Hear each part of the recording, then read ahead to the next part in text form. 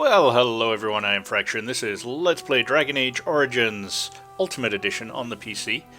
I have another LP that I started and essentially ended early, failed, didn't complete for Dragon Age Origins, and I'm trying again. Why am I trying again? Renewed enjoyment of the game for a couple of reasons. I gave it a break. I probably tried my last LP too soon after playing it before. So I'm starting to enjoy it again. And also, I have to give credit to a few other things. First of all, I downloaded Ultimate Edition very cheaply off Steam, so I've got a whole bunch of new content that I want to try. And also, a couple of third-party add-ins that make the game, in my opinion, far better. And here they are. We have Helm removal, and I'm not a tech support person, so I won't be telling you where to find these or how to install them or anything like that. Please don't ask. Enough said. So there's this helm removal. It's got a couple of glitches, but essentially works very well. It keeps people's helmets off when they're not in battle, and I just like the visual appearance of that. Their helmets disappear as soon as the battle ends, and we can see what they look like. Kind of a strange thing, but I think that improved the game. Here's a huge one. This thing's called Advanced Tactics, and it actually makes the tactics usable in the game. You can really do quite a lot to program your players to do what you want. In fact, you can have them use their tactics even when you're controlling them. Sounds kind of strange, but it works extremely well.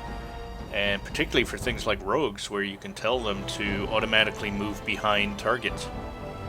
And playing as a rogue, that's a real time saver. You'll see that as I play it, because I'll have the tactics running full time. Storage chest. This they sort of added with what's it called? That castle. I can't remember what the castle's called, but this is a full-time storage chest in your camp instead, which I think the only reason you don't have one is so they can charge you for the DLC. And that's great. That's huge right from the beginning of the game. Essentially the second time you enter camp, whenever the vendor's in camp, the storage chest will be in camp. So that really improves things. Skip the fade.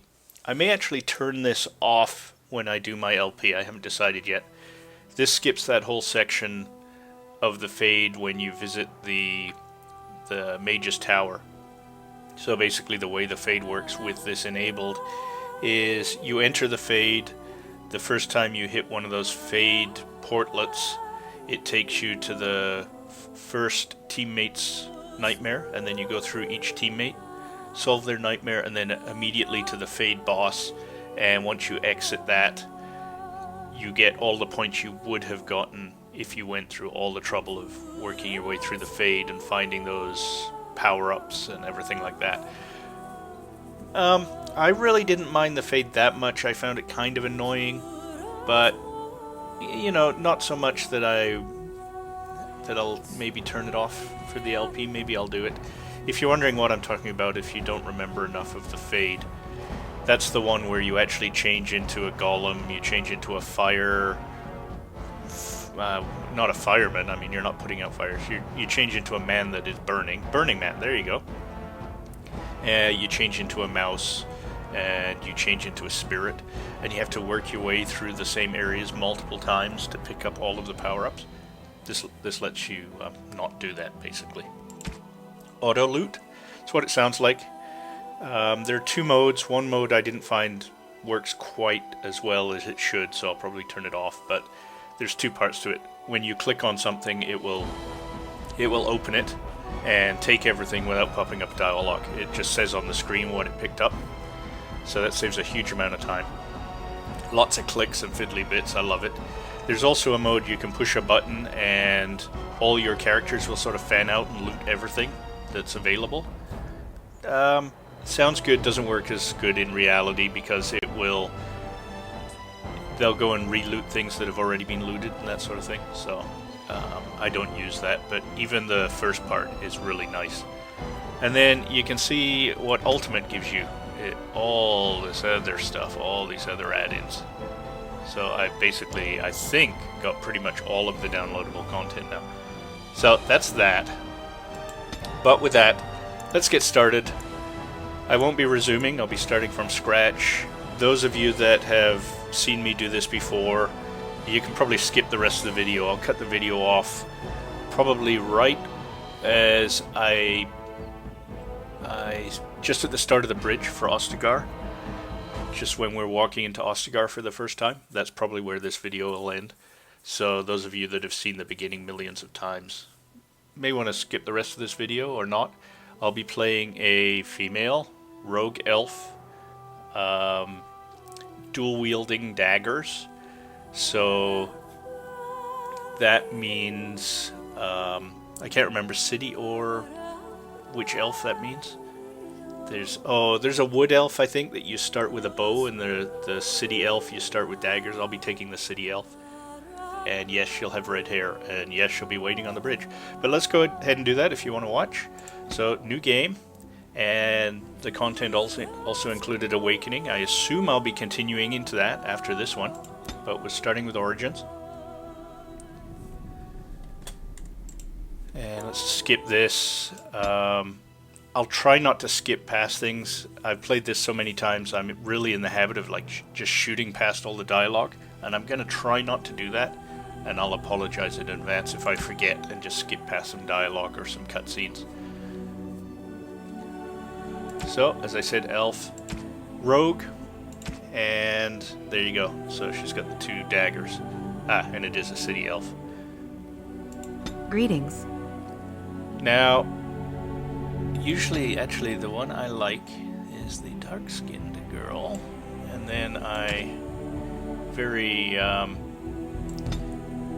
so I make her younger, lighten her skin just a bit is what I like to see there, and then I think you've seen me do this before.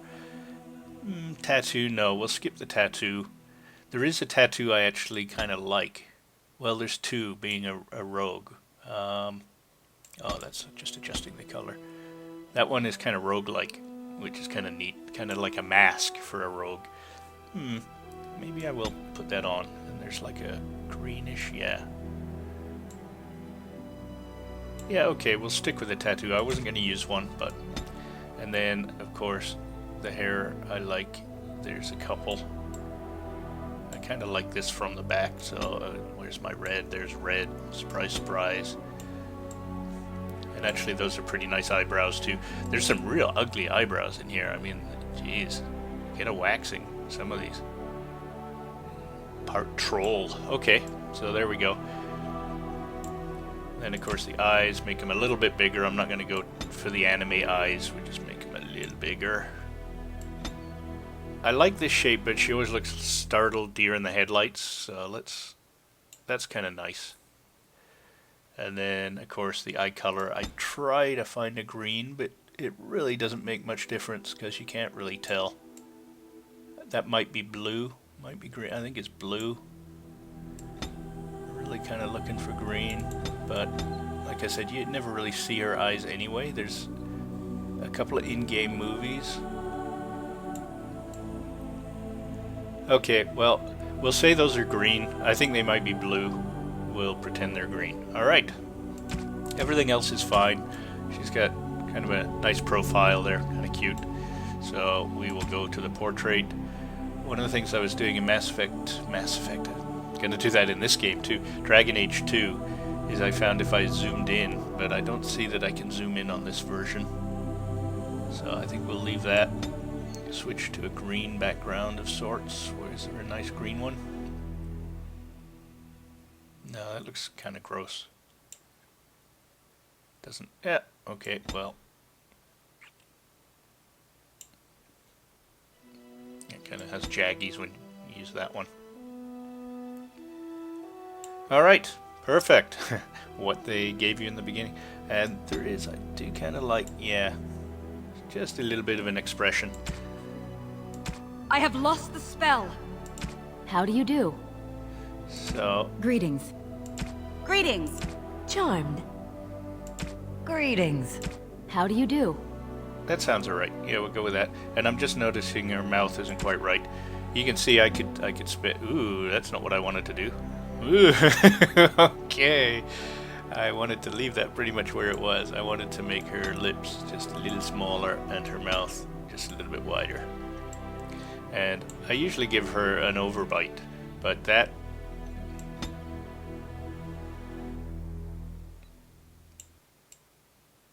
yeah. Okay. I could be in here for hours. Now, I'm going to do a little bit of metagaming. I'm going to actually, in Dragon Age 2, I've been metagaming quite a bit, and I'm going to try and specifically avoid that. Metagaming is when you know how the game's going to turn out, so you change what you're doing earlier. For example, setting up a mage and then not giving the mage any sort of healing because you know you're going to get a character later that has healing skills. That's metagaming. Well, at least what I define as metagaming. I'm going to do some of that here. I'm not going to give my character any strength, knowing that eventually I can choose my cunning score to replace my strength. And I also know that I'm going to stick with daggers full time, sort of as a role-playing thing. So I don't need any strength at all to carry even a single sword. So it's going to be dexterity, dexterity, and cunning. And we're going to stick without the constitution as well, knowing that with cunning and dexterity, hopefully we'll balance that by just not getting hit. Now, this can be a bit of a tough decision. I start out with some coercion, which I like. So sometimes I pick 2 coercion right away, but I'm going to save that for later. Another thing that can be helpful when you like combat tactics is to choose these to get some more combat slots. But I have a plugin that didn't show up in the list that I showed you. It was installed differently. I have a plugin that immediately adds 25 tactics slots. Yay! That makes a huge difference playing the game. You'll see. I really like that plugin. I wish the game had started with that. It completely changes the way the game plays. In my opinion, way for the better. If you don't like it, well, don't want to hear about it. I like it. So let's go ahead and just choose combat training. We'll skip out. I may do poisons. That's probably the path I'll follow once I fill this up, is try and get some poisons on this character and maybe start making use of them. Again, with all those tactics slots, you can even have it do things like that, applying your poisons at smart times so you don't... I found I just forgot to use them more than anything when I played through the other time, and with all this extra tactics, you don't forget. So of course it's going to be dual weapon, and I think that's where I'm going to start with at least one of my points. Now I'm not going to... let's see... Liliana, if we had her in the party, would be a good rogue to do lockpicking. I think I'm going to put lockpicking on my character and just not use Liliana. Lockpicking, actually, I've played through a few times, and it's not a huge thing if you don't have it. I mean, yes, it's nice to loot all those chests, but I'm trying to think. There's very few chests that have anything like hugely important in them. So this is my first decision. Do I start putting points into lockpicking? You know what? Yes. I'm probably like lots of people, and just the thought that I left a chest unopened means that chest contains the best thing ever in the world, and I'm missing it. So just for my own sanity, I'm going to be the lockpicker in the party. Makes things easier. Now, now that I've said that, maybe not. Think. You know what? One of the things that tactics lets you do is have Liliana automatically go and pick locks and open the chest for you if it's locked. So, having me as rogue, Liliana as ranged, archery, do you think that's going to work out? And then, no, I think the party that I'm going to end up building is one rogue, me, one mage, probably a healer, and 2 melee characters. We'll be playing in normal, and you can usually sweep the floor with that kind of party, so yeah. I'm afraid Liliana's probably not going to end up in our party. I do like her as a character, and she's probably going to end up as this character's love interest in the game. She usually does. And that's it. So there we go. We have Dirty Fighting, which is a good stun. Early in the game, that's very good. Lets you get behind characters. Lockpick. And we started with dual weapons, so that we don't start with a penalty for using dual weapons. And normal.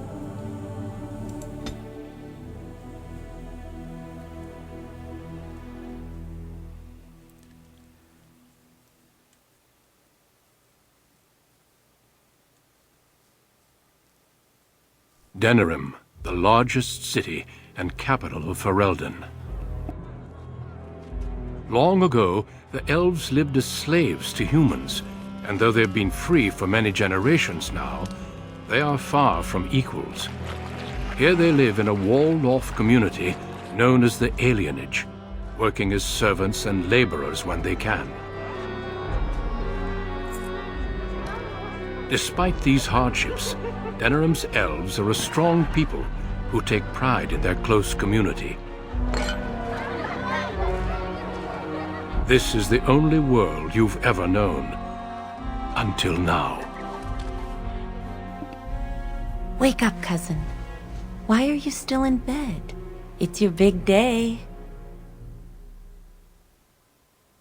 So that opening and the way the elves are treated in this game, boy, I can't help but draw parallels with, well, pretty much any major country in real life. Canada in particular is where I live, and just the way that the Aboriginal communities are treated in Canada. I keep drawing parallels, bothersome and disconcerting. You know, Canada's such a great place. Anyway, I don't think I want to go down there. But anyway, let's continue. So, we've just woken up, and apparently we have an arranged marriage to deal with. Sometimes I take the path of, oh my god, I hate it. I can't think of anything worse, and I just have her do that discussion line. I think I'm going to have her excited about that in this part of the game. So she doesn't like getting out of bed, though.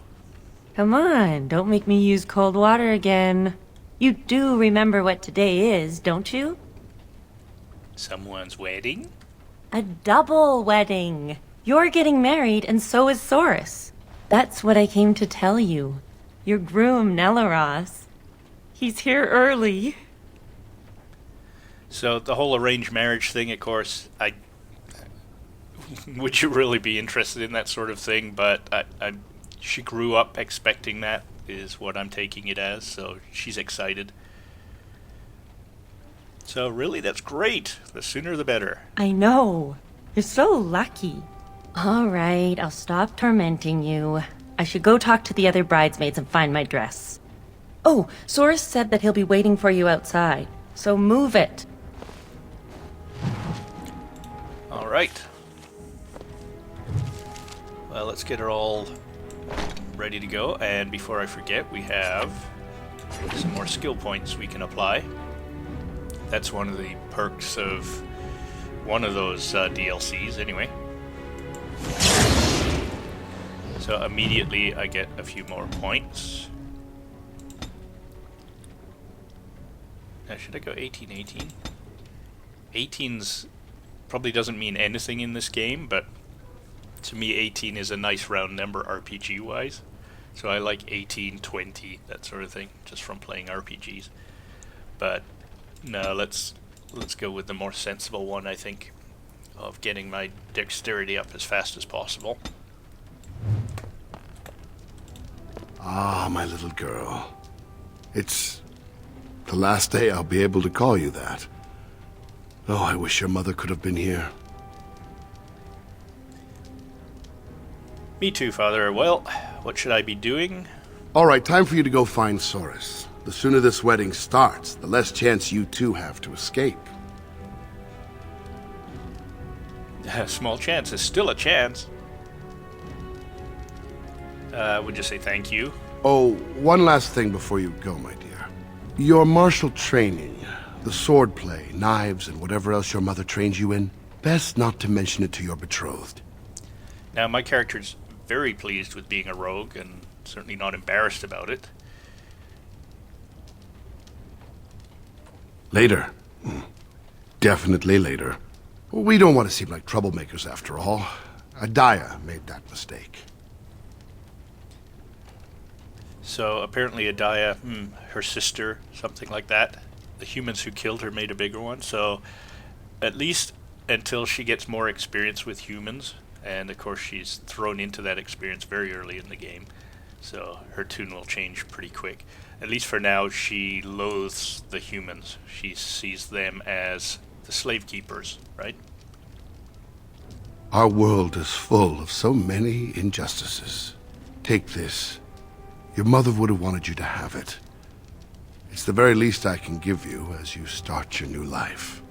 Go on then. I still have some things to do, and Saurus is no doubt waiting for you. Alright, so take this being... So this, where you see this Adaya's boots added. Oh, here's all the DLC getting added, so let's let this finish. That thing where you saw the pop-up, that's part of the auto-loot.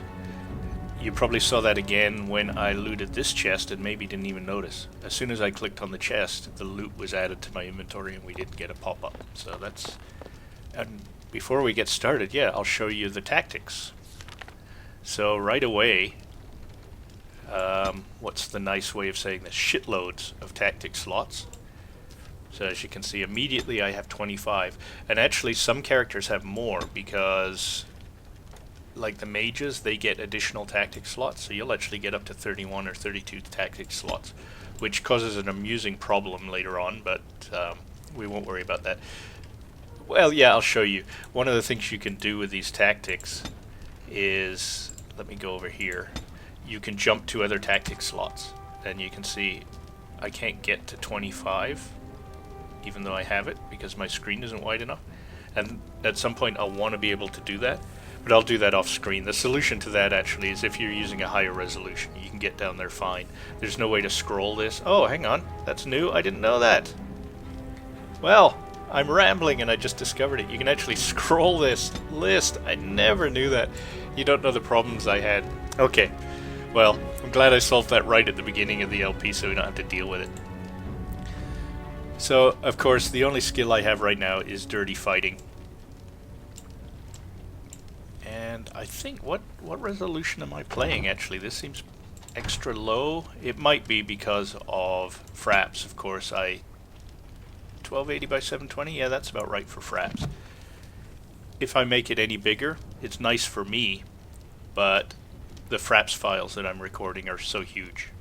So, alright. Anyway, let's go back in tactics. As I said, people that aren't interested in this sort of stuff behind the scenes, I'll get it all out of the way at the beginning, and you can just simply skip this first video. So I'm not going to worry too much about rambling. So let's go into some of the tactics. A lot of them you'll see, I don't know which ones were added by Advanced Tactics, so I'll kind of touch on all of them. But you might immediately see some differences. One of the things I do know is they put the negative side of a lot of these. The original tactics, you could do things like at least X enemies are alive. Now they have things like at least this many are dead, or things like I'm not being attacked by certain things. All of these might have been available. I really didn't use tactics that much. Being surrounded by a certain number of enemies, using various attack types. This one I am almost positive they didn't have. You can actually say that if I'm exploring versus in combat, do this, do that. That makes a massive difference in one regard. I suppose I'll get into that now.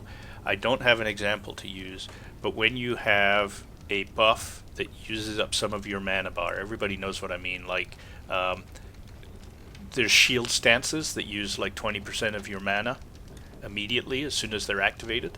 Well, the way those work is if you activate them at the start of a fight and it reserves 20% of your mana, essentially what you've done is wasted 20% of your mana because it reserves it and removes it.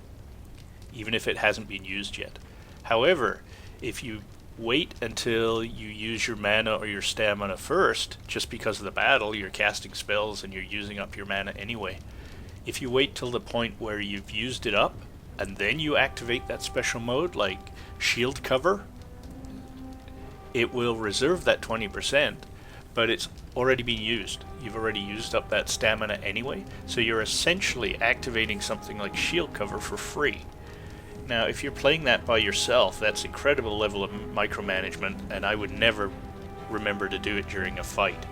But this allows you to say, if my mana or stamina is less than... You see, they've got every 10% now. That's something that was added. If my mana is less than 80%, then activate ability... Well, activate's not here yet because I don't have any. I could say activate shield cover. And then I could say self... game mode exploration, deactivate shield cover. So what happens, I enter a fight, I do a couple of moves like sword swing, backstab, that sort of thing. Some of my stamina is used up. As soon as enough has been used, it activates the bonus ability, shield cover, and then once we end the fight, it deactivates it, giving it an opportunity to recharge again. And if you don't deactivate it, it wouldn't recharge, so you don't gain any benefit of waiting. That will make a whole lot more sense once we actually start, and I have a few, but I wanted to cover that. Hopefully that was rambling, but hopefully not too much, and you know what the heck I was talking about. So I love those additions. They actually changed the whole game for me. It turned into this sort of Robot Wars sort of thing that I really liked, and I'll show you the other piece of this if I can find it. They hid it somewhere else. Yeah, here's advanced tactics. So enable tactics for controlled characters, and I want to, let's see, I really seem to have fewer slots than I did in the other game I was playing. I wonder if I've increased the size of the UI or something. Anyway, I seem to have way less slots along here, and I keep thinking my resolution is lower than normal. Doesn't matter right now. So I usually keep these first 4 for my health potions, then for my what do you call it? The health kit that restores when you've got injuries from dying. Then my poison skill, so I'll put this here for now. Once I turn it on, I'll never turn it off. I'm just doing this quickly. And then rogues attack allies from behind. This book covers up the message these give you, so now I am going to possessed on. What possessed means is that my character, even if I'm controlling it, will be running the tactics. So changing weapons, drinking potions, that sort of thing, without me doing anything. And traitors on. I don't know why they call it traitors, but now my character, if it works within the game, will try to get behind characters. So if she's attacking a character that's attacking somebody else, she'll move to backstab range automatically without having me have to steer, which is great. Now that's done, I'm never going to be turning them off, but I'll leave those on the bar for a little while. Until I need those slots, just in case these cutscenes reset it or something like that, I don't know. Alright, so I'm sure there's little tidbits you can do. You can talk to these drunken elves and that sort of thing, but let's sort of get through this first part fairly quickly.